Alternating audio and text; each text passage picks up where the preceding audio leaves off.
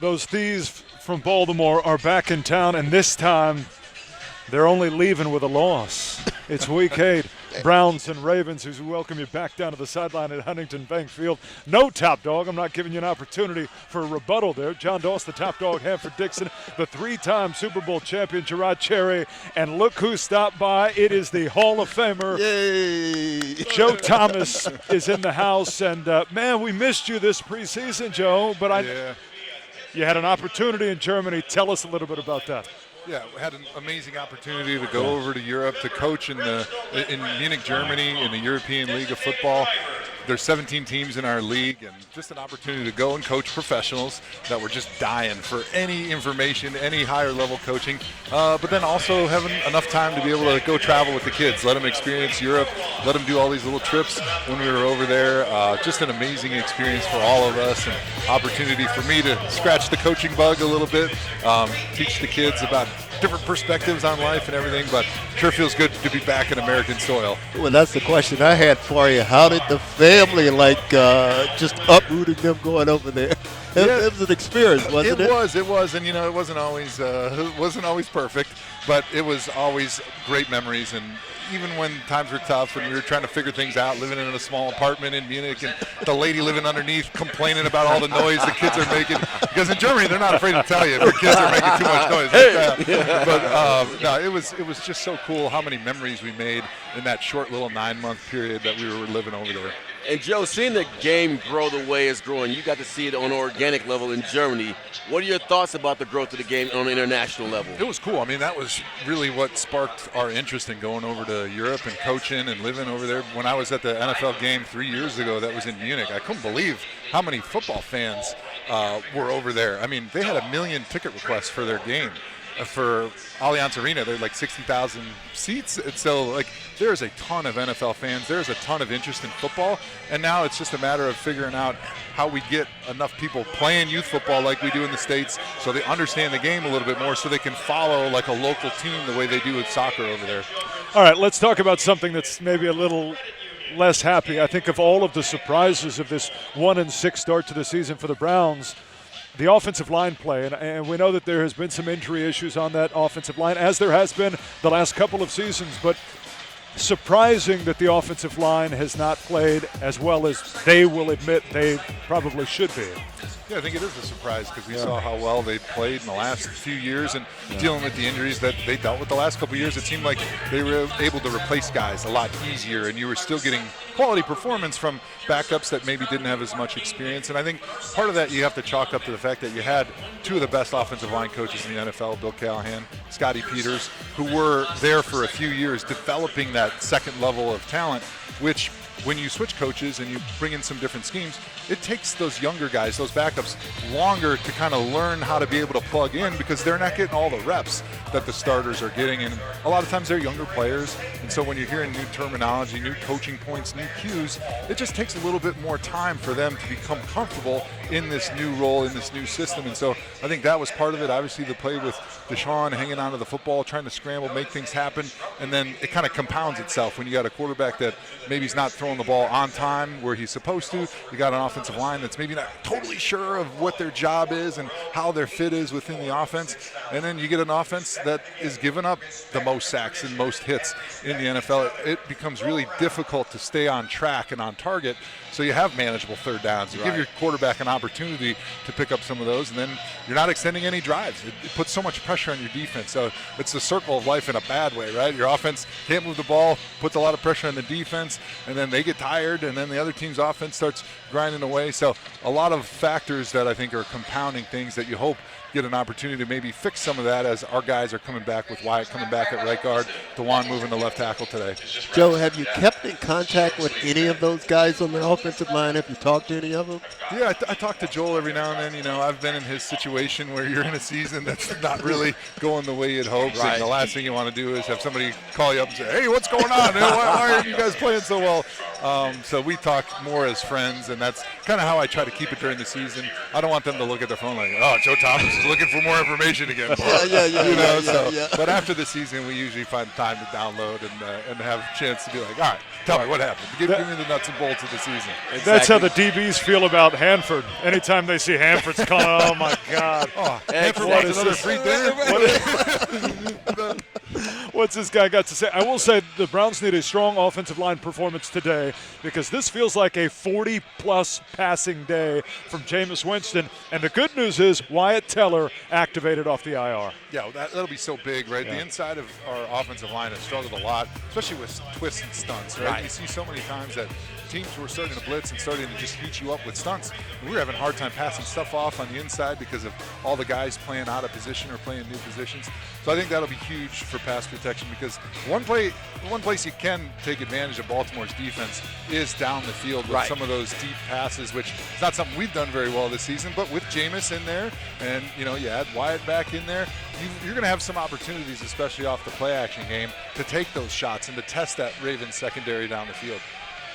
And then, Joe, as far as the offensive line continuity piece, you mentioned it earlier.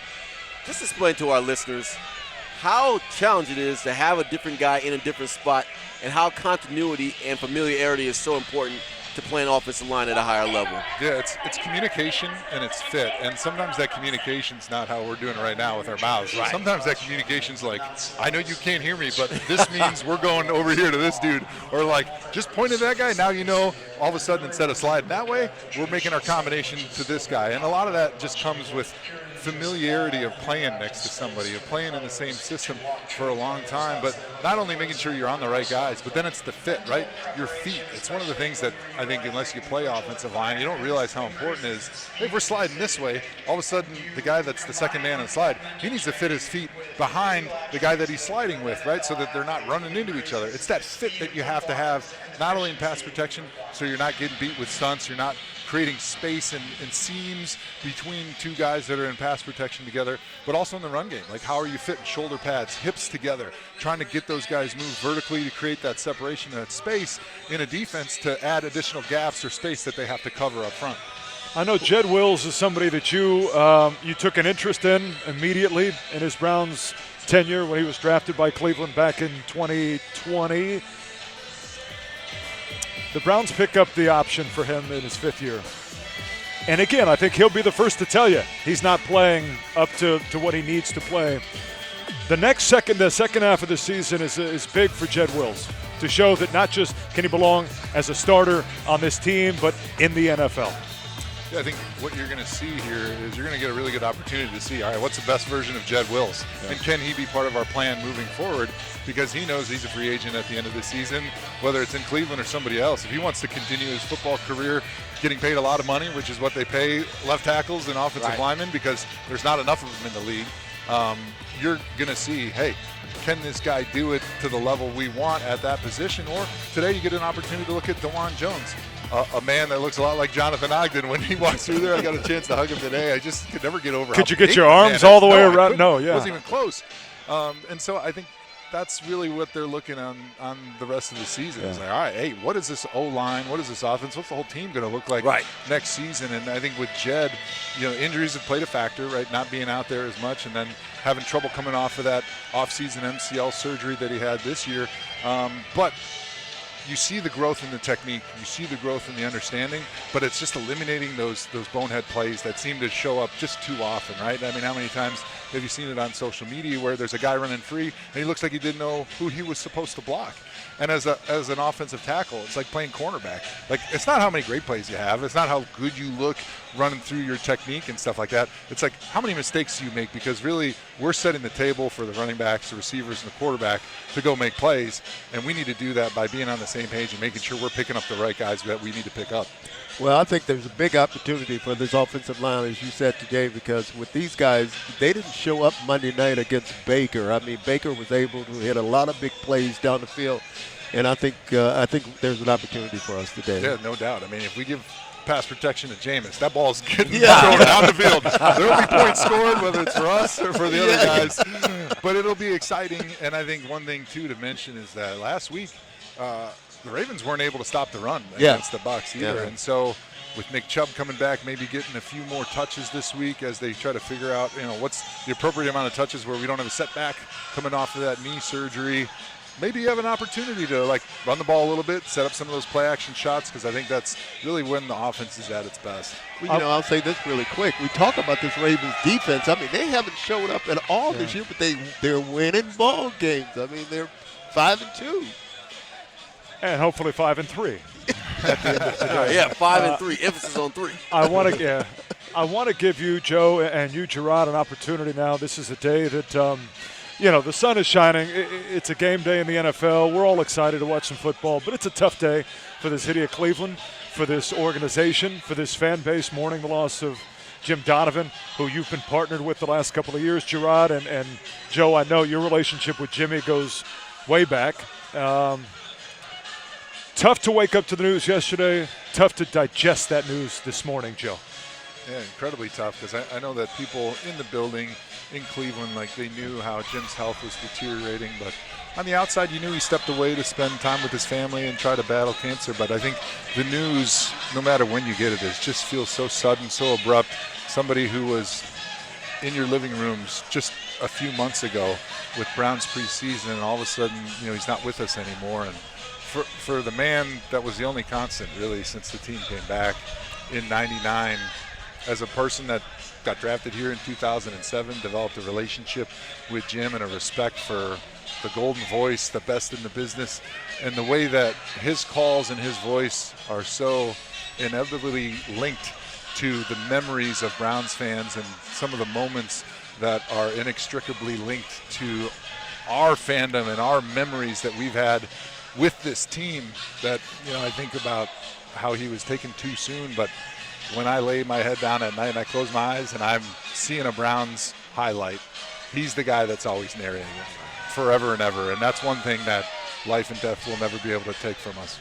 Well said, Joe. Well said. And the only thing I will add to it is that it was an honor working with him. It was a pleasure working with him, and I learned so much from him. And I got an opportunity to be in that inner circle where I got to see the wit. I got to see the level of preparation, and flat out got to see what made him such an amazing human being and why we respect and love him so much. This one's for Jimmy. The rest of the season for Jimmy. More to come on the Browns Countdown. It's week.